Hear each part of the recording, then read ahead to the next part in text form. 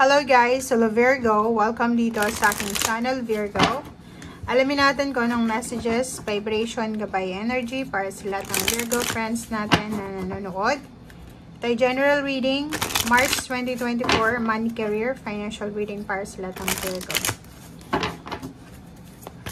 Okay, kunin muna natin lahat ng energy, Virgo. Tapos, basahin natin siya. Okay. Financial health, healing, oh, wow, prosperity. Ang galing ng baraha mo, Virgo.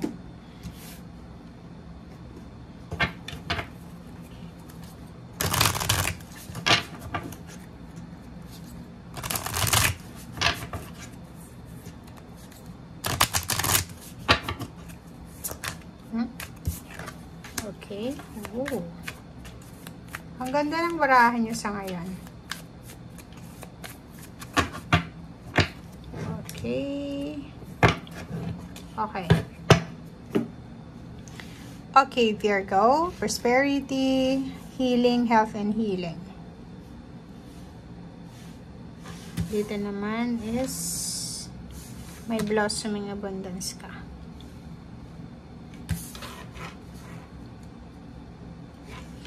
Okay, Virgo. So, kung makikita mo dito sa 6 cards mo na to, ang sinasabi ng barahan na maraming pagkakataon sa nakaraan, 'di ba, sa past mo, like siguro maraming iba sa inyo na nag-apply ng trabaho, nag-try magnegosyo, nag-try na kumita ng pera or kung ano man 'to na tinatry nyo, tapos hindi kayo nag-succeed, 'di ba? Parang rejected kayo. So, halimbawa dati nag-apply ka sa isang company, hindi ka tinanggap kasi kahit pasado ka sa interview, sa exam, yung credentials mo siguro, hindi ka college graduate or graduate ka, pero yung experience mo is hindi pa sapat para sa hinahanap nilang requirements. Okay?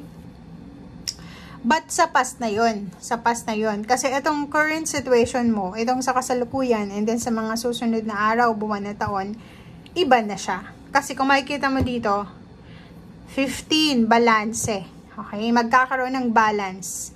If ever man Virgo ka na hardworking employee, ma-appreciate ka ng employer mo, ng boss mo, ng company. Pwede kang makatanggap ng awards, ng rewards, or pwedeng kung ikaw estudyante ngayon, college student, pwedeng ka-graduate ka na. Okay?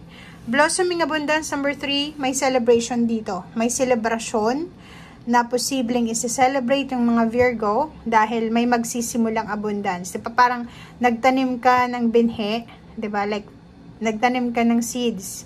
And then, nakikita mo na siya na umuusbong na siya. Nagbo-blossom na.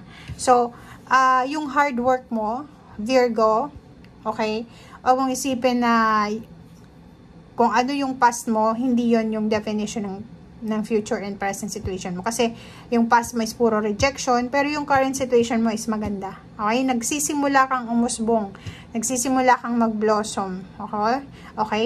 And etong financial health healing na to is a manifestation na yung mga problema mo sa pera dati ay posibleng magkaroon ng healing. Diba?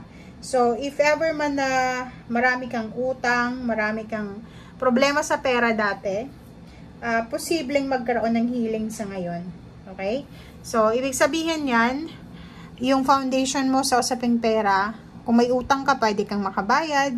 Kung dati ay said na yung wallet mo, yung bank account mo, ngayon is posibleng gagaling yung financial health mo, magiging maayos yung takbo ng pera, yung daloy ng pera, and magsha-shower ng abundance and prosperity. Magsha-shower ng, or windfall of money, help, unexpected incomes, or kung ano man to, Virgo, na darating sa'yo. Okay? Thank you.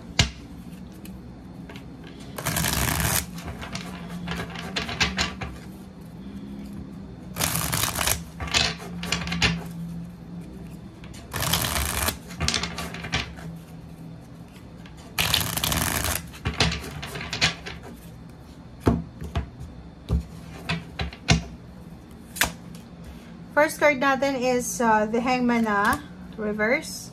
Death card. Oh, ang galing. Kasi it's a manifestation ng mga naunang baraha. Sobrang galing, Virgo.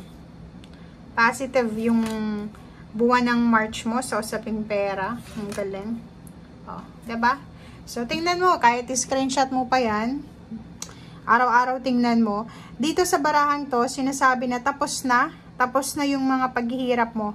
Tapos na yung rejection, tapos na yung said na wallet, bank account, tapos na yung paghihirap, tapos na yung mga anong tawag dito? Yung mga scarcity moments sa buhay mo, 'di ba? Kasi may mga nakahang kang projects, nakahang na plano, nakahang na travel, nakahang na investment, or nakahang na rewards, awards, progress, achievements na posibleng itutuloy na. Magiging sobrang balance yung financial mo, 'di ba? Sobrang balance, makakatanggap ka ng pera, syempre nagtatrabaho ka or nagpapagod ka, hardworking ka. Syempre makakatanggap ka ng pera, and at the same time gagastos ka din, 'di ba? Mag-spend ka din ng pera, okay? And dito sinasabi na may paparating na isang family celebration, Virgo, family events. So it's either wedding anniversaries, birthday celebration, reunion, graduation, recognition, awards, rewards, or kung ano man siya ang posibleng maganap sa buhay mo sa mga susunod na buwan.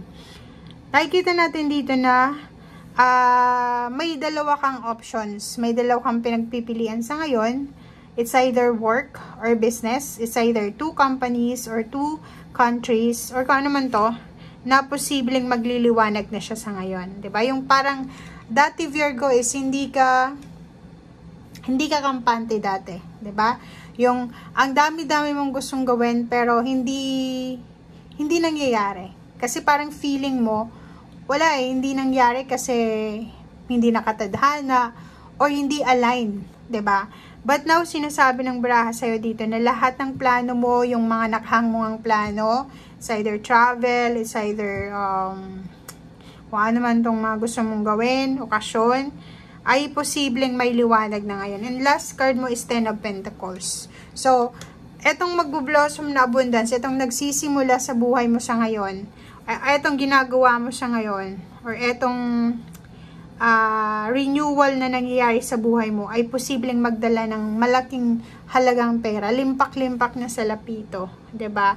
So if ever ang tagal-tagal mo nang naghahanap ng paraan, ng ways para kumita ng malaking halagang pera, makapag-save ng pera, makapag-invest, or parang alam mo 'yon, yung hindi ka na mamroblema sa usaping pera. Eto na, 'di ba? So at last dumating na yung perfect timing talaga para sa'yo. Simula na ito. March pa lang siya. Ang nakikita natin dito is whole year of financial health healing ito. Okay? And blossoming of abundance. Okay, so thank you for watching. Bye!